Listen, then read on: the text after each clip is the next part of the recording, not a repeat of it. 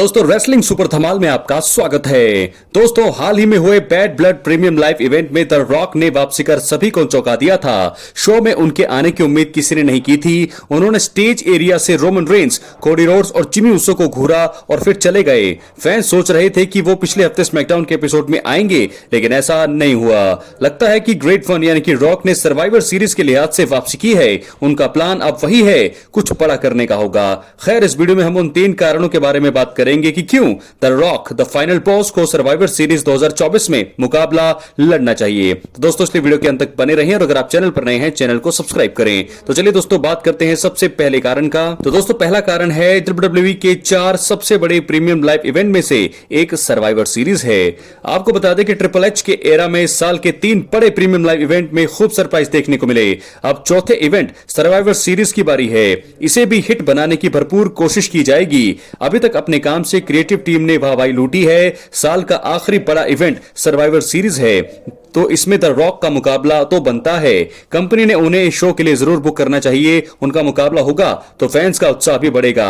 WrestleMania 40 में भी उन्होंने अपना जलवा बिखेरा था, तो ऐसे में यहां पर सर्वाइवर सीरीज में रॉक का मुकाबला होना ही चाहिए। यह था पहला बड़ा कारण। अब हम बात करेंगे दूसरे सबसे बड़े कारण की। द रॉक को WWE सर्वाइवर सीरीज में सिविल वॉर का हिस्सा बनना चाहिए।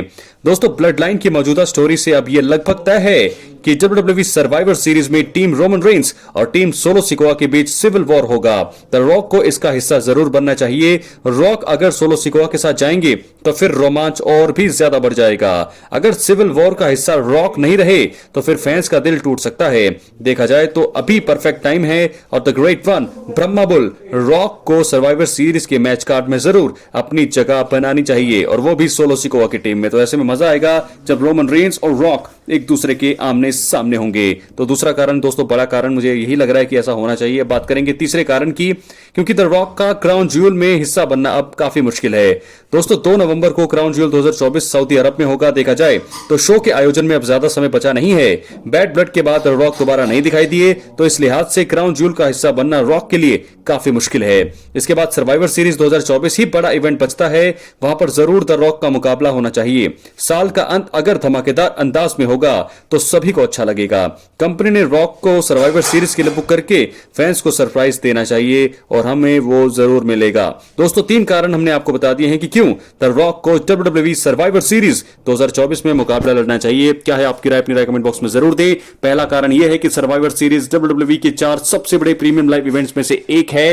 दूसरा कारण यह है कि यहां पर द रॉक को सिविल वॉर का हिस्सा होना चाहिए, क्योंकि जब यहां पर टीम न्यू ब्लड लाइन का गठन हुआ, उसके बाद फिर ओरिजिनल ट्राइबल चीफ आए, तो ऐसा साफ दिख रहा था कि original tribal chief, original blood line versus new blood line में मुकाबला होगा सिविल वॉर सर्वाइवर सीरीज में। तो वहां से ये कब से रिपोर्टें आ रही हैं कि रॉक जो है वहां पर जाएंगे, team rock versus team Roman होगा। लेकिन अगर टीम सोलो सिकोआ में भी रॉक जाते हैं तो ये बहुत ही अच्छी और बहुत ही बड़ी बात होगी। तो इसलिए रॉक दोस्तों बैड ब्लड में आए थे, तो ऐसे में अब क्राउन ज्यूल के लिए तो उनकी हाइप नहीं है, तो ऐसे में सर्वाइवर सीरीज में आकर के वो रोमांच बढ़ा सकते हैं। तो ऐसे में अगर मुकाबला होगा उनका रोमन रेंस के सामने तो फिर मजा आएगा जब रोमन रेंस और रॉक आमने सामने आएंगे सिविल वॉर में। अपनी राय कमेंट बॉक्स में जरूर दें। दोस्तों अगर आप चैनल पर नए हैं चैनल को सब्सक्राइब करें, क्योंकि फ्री है और यहां आपको हर प्रकार की रेसलिंग जगत से जुड़ी हुई तमाम जानकारी मिलती है। बहुत बहुत धन्यवाद।